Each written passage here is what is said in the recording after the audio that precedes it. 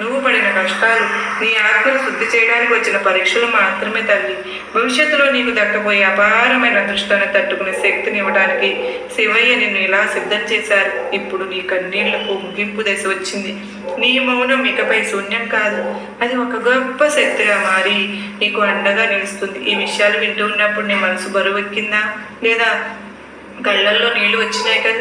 అది శివయ్య నీతో ఉన్నాడను చెప్పే సంకేతం అమ్మ. ఇక నీ జీవితం మారే ముందు శివయ్య నీకు ఎటువంటి సంకేతాలను పంపిస్తారో చెప్తాను, వింటావా?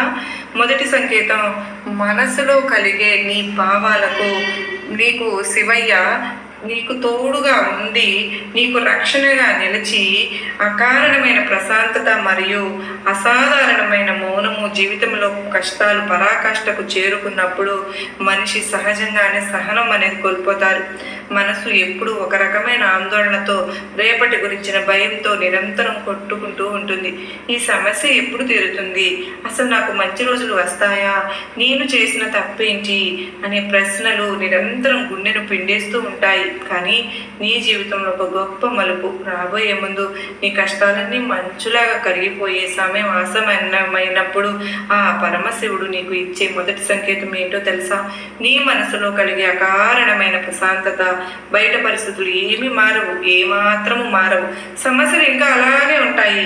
అప్పుల వాళ్ళు లేదా నేను ఇబ్బంది పెట్టి శత్రువులు ఇంకా నీ చుట్టూనే ఉంటారు. కానీ నీ లోపల మాత్రం ఒక వింతైన నిశ్శబ్దం ఆవరిస్తూ ఉంటుంది. ఒకప్పుడు చిన్న చిన్న మాటలకు కుమిలిపోయిన నువ్వు ఇప్పుడు ఎంతటి పెద్ద విమర్శనైనా చాలా తేలిగ్గా తీసుకోగలుగుతున్నావుగా. ఇది నీ బలహీనత కాదు, ఇది నీ శివయ్య నీ ఆత్మకు ఇస్తున్న దైవిక కవచం. ఈ సమయంలో నువ్వు అనవసరమైన వాదనలకు దూరంగా ఉంటావు. ఎవరైనా నిన్ను కావాలని నిందించినా సరే నువ్వు వారికి సమాధానం చెప్పాలని ఆతృతను ప్రదర్శించవు. నింపాదిగా ఉంటావు. కాలమే సమాధానం చెప్తుందిలే అనే ఒక లోతైన స్పష్టత నీలో ఏర్పడింది. ఈ మౌనం వల్ల నీలోని శక్తి వృధా కాకుండా భద్రపరచబడుతోంది. మనసు ఎప్పుడైతే నిలకడగా మారుతుందో అప్పుడే దైవ సంకేతాలను స్వీకరించే సామర్థ్యం నీకు కలుగుతుంది. సముద్రం అల్లకల్లోలంగా ఉన్నప్పుడు అందులో ప్రతిబింబం కనిపించదు కదా, కానీ అది నిలకడగా ఉన్నప్పుడు ఆకాశం అందులో స్పష్టంగా కనిపిస్తూ ఉంటుంది. అలాగే నీ మనసు ప్రశాంతంగా మారినప్పుడు శివయ్య నీ జీవితంలో చేయబోయే అద్భుతాల గురించే నీ అంతరాత్మకు ఒక ముందస్తు సమాచారం అందుతుంది. నువ్వు రాత్రిపూట ప్రశాంతంగా నిద్రపోగలుగుతున్నావు. పాత గాయాలు నిన్ను ఇకపై ఏడిపించవు. ఇది శివయ్య నీ హృదయాన్ని శుద్ధి చేస్తున్నారని చెప్పడానికి నిదర్శనం తల్లి. ఈ నిశ్శబ్దం తుఫాను ఆగే ముందు వచ్చే ప్రశాంతత వంటిది.